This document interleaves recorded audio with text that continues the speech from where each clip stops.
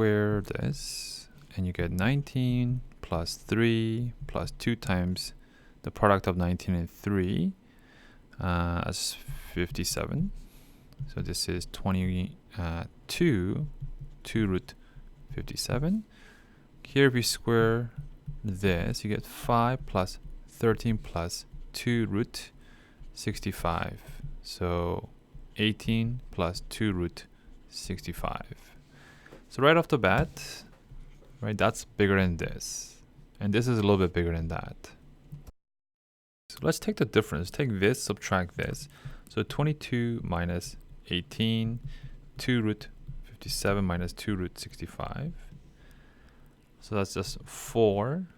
Factor out the 2, you get root 57 minus root 65.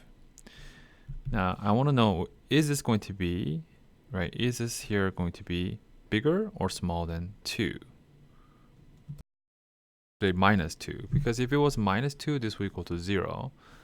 If the difference is positive, then I know the first one's bigger. If the difference is negative, I know the second one's bigger. So note that this is very close to 8, right? And this is bigger than 7. So it's not, the difference, right, even if it was 7 and 8, the difference is like around -1.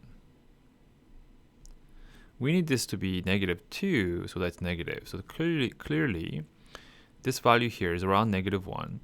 It's not going to make this overall expression negative. It's going to be positive, making this the winner. This is the larger value.